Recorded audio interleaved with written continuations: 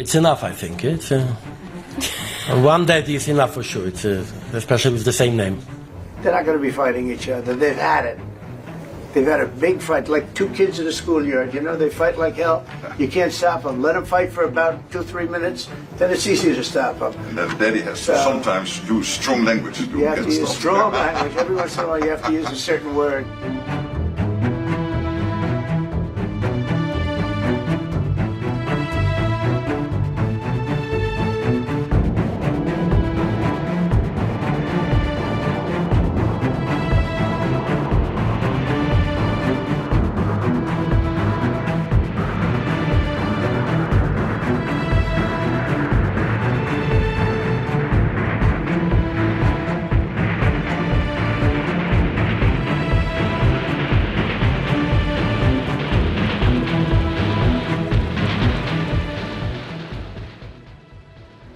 Well, just very quickly, Prime Minister Tusk, yesterday there was a lot of debate about whether or not Donald Trump is a daddy of NATO. Did you feel you were the daddy of this presidency?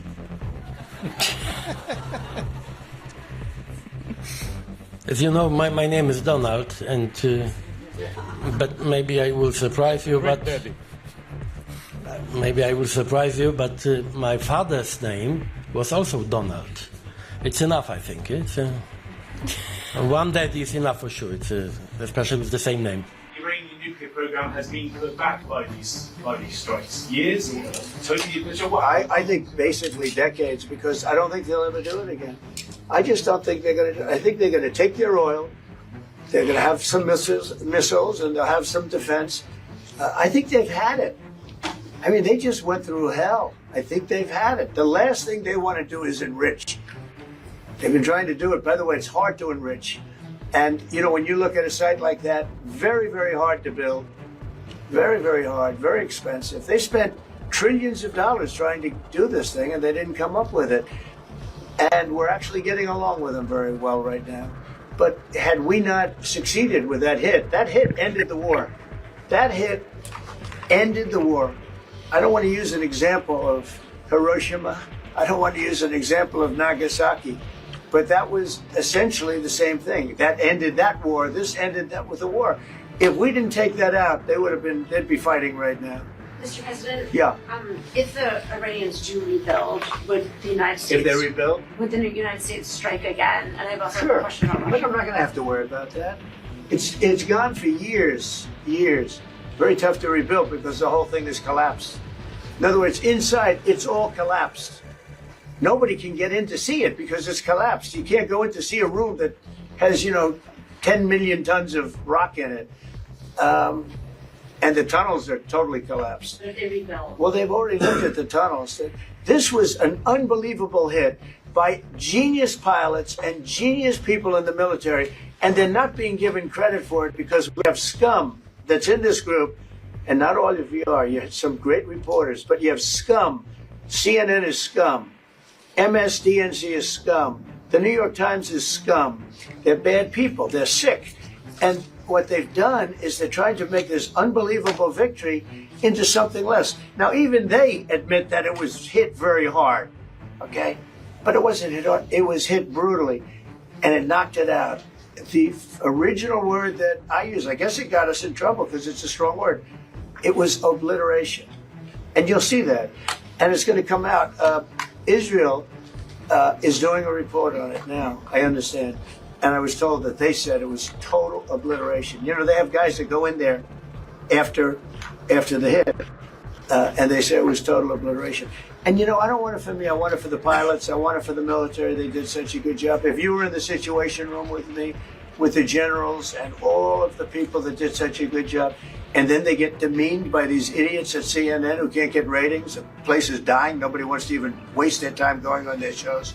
So they form with the New York Times, who's dying also. Without Trump, you wouldn't have a New York Times. And then just changing gears to your meeting with Zelensky later today, can you give us any preview of what the two of you might be discussing? No, well, we'll discuss the obvious. We'll discuss his difficulty. He's got a little difficulty. Zelensky. He's a nice guy. I mean, I'm going to meet him today. I don't know. I assume we're going to be discussing Ukraine. Yes. I mean, it seems like the most Is likely there subject. any of these talks there or anything that you might do? Well, we're going to see. I mean, I've spoken to Putin a lot, and he actually was very nice. He volunteered help on, as you know, on Iran. I said, no, I don't need help on Iran. I need help on Russia. Okay? I said, do me a favor. Help us on Russia, not on Iran. But he was very nice. We're going to talk about that. We're going to talk. I think progress is being made. I think great progress is being made on Gaza. I think because of this attack that we made, I think we're going to have some very good news. I was talking to Steve Witkoff, who, by the way, is terrific, and who knows more about this subject than anybody, the subject of what we were just talking about. He was on last night with Jesse and with Laura and with Sean. And boy, Susie, he has a great take on it. He just explains it so easily. He's really very knowledgeable. But he did tell me that Gaza is very close. One follow-up on Iran. Both you and Secretary Rubio and Hegseth mentioned the leaders. But can you clarify, is the intelligence correct or is the intelligence wrong? Well, the intelligence was very inconclusive.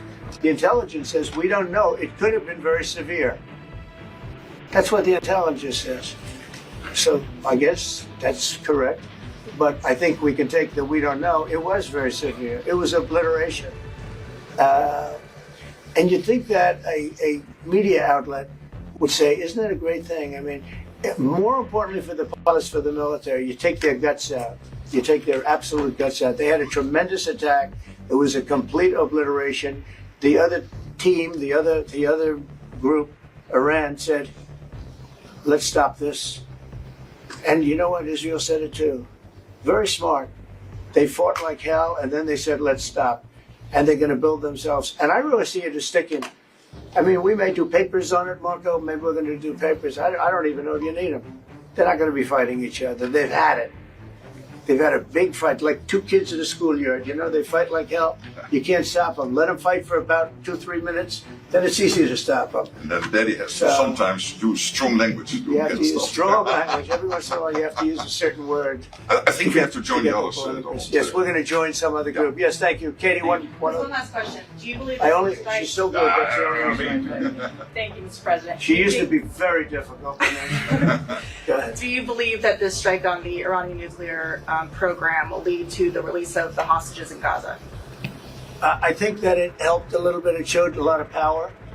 Yeah, I think it helped. But we're going to get separately, even before this, we were very close to making a deal on Gaza. I think this helped, yes. Okay? Thank you, Katie. Thank you.